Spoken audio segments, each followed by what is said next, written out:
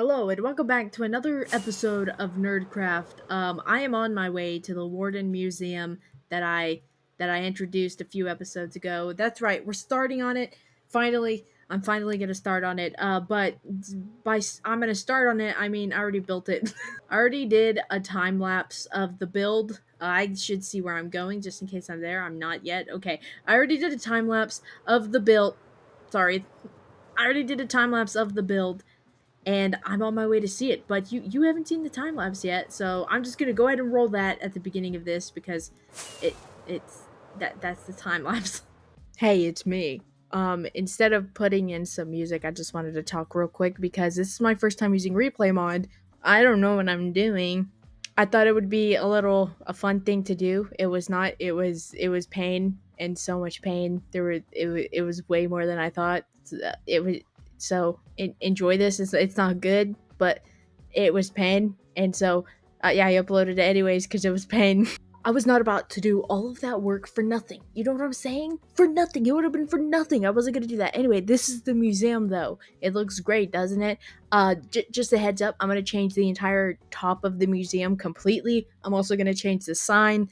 Basically, everything that you're seeing in this time lapse is going to change by the time the whole build is over. Thank you, namaste. And with that, the museum is now not even close to being finished. The skeleton of the exterior is basically done. I still gotta do the roof and stuff. But yeah, like that thing right there, I added some things since the time lapse. So we're just gonna take a look at it. First of all, I really like this tinted glass here because I wanted you to see like the redstone of the door. It's amazing. We'll get back to the door in a second because I did some things. But here is the reveal. Wow. A little underwhelmed. Well, okay, so Cozy was working on the ears of the warden. He said he would be right back, and he hasn't come back. So I don't think he's gonna finish this today, but that's fine. There will be another warden ear there, and I think I'm gonna add a little bit more ice right there. But yeah, this is the exterior of the museum.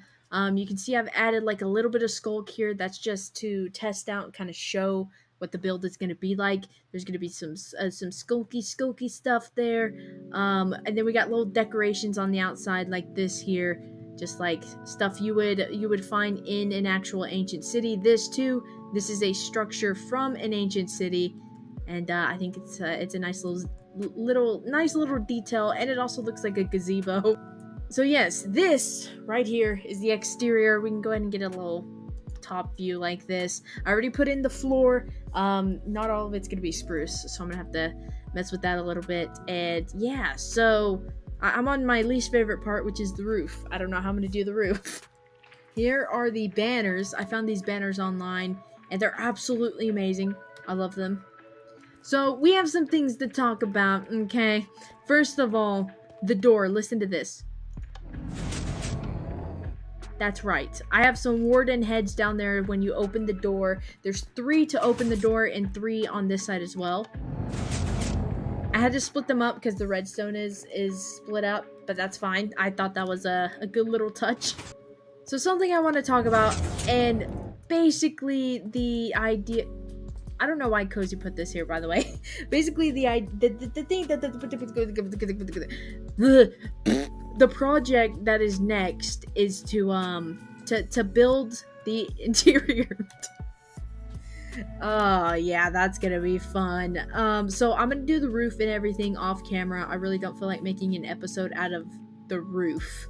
Okay, I'm not gonna do that, but I am gonna make an episode or episodes of the interior because I have some ideas. Now, before, why is my keeping out a cactus? Okay, there, that is so much better, oh my god. Before we get to the interior in a future episode, something I should mention is that the book, let me grab the book. The book for statues and armor stands no longer works, as well as the invisible item frames, the command / trigger invisible. It doesn't work anymore.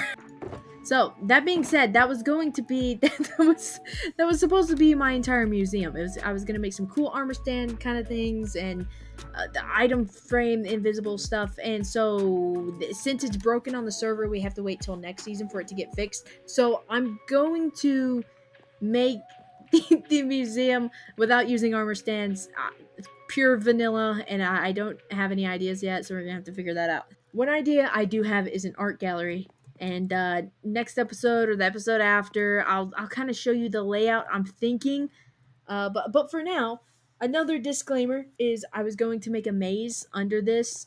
It was excuse me. It was going to be a warden maze, and again, we don't have item frames. I was going to use a bunch of invisible item frames for some certain things that I can't say. Since I can't do that anymore, I have to come up with another thing and stuff.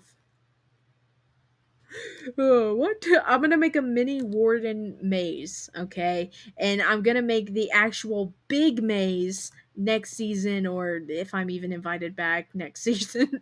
So yeah, instead of a full maze, I'm going to be doing a mini maze just to give everybody a taste of what the big maze is gonna be like, and I'm super excited. Think of it as no redstone decked out. This is not supposed to be decked out at all. I just have wardens and I want to do something with them, and I think it'd be fun if they're hiding in walls.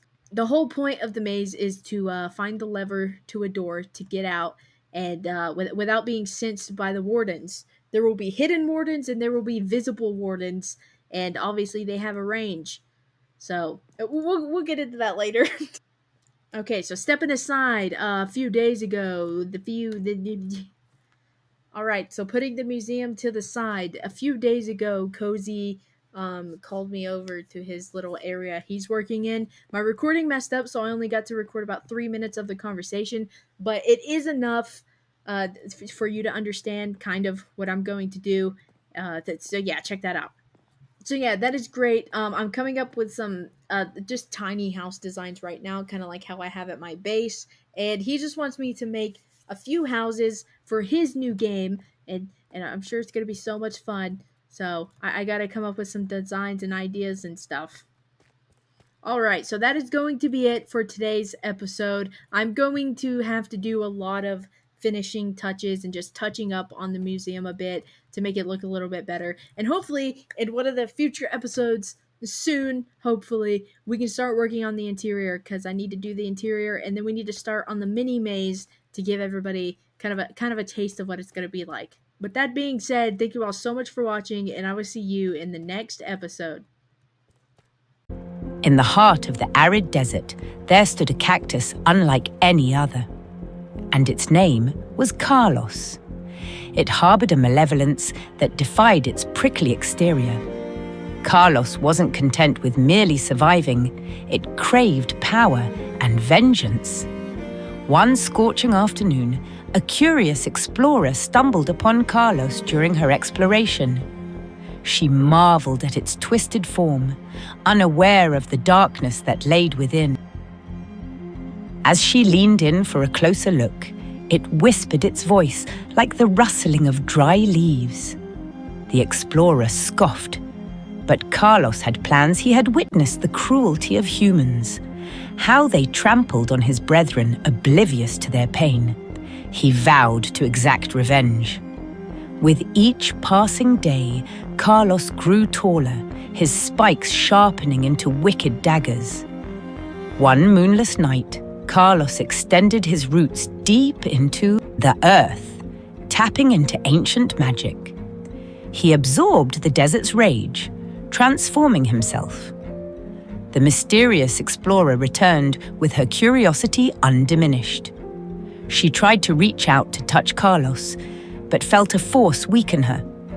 Carlos forced the explorer into his underground lair, a cavern adorned with petrified bones of those who had crossed his path.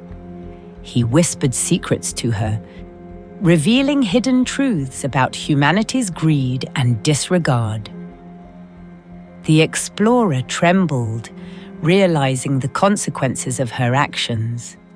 Torn between her own loyalties and her newfound empathy, she hesitantly promised to help Carlos achieve its revenge.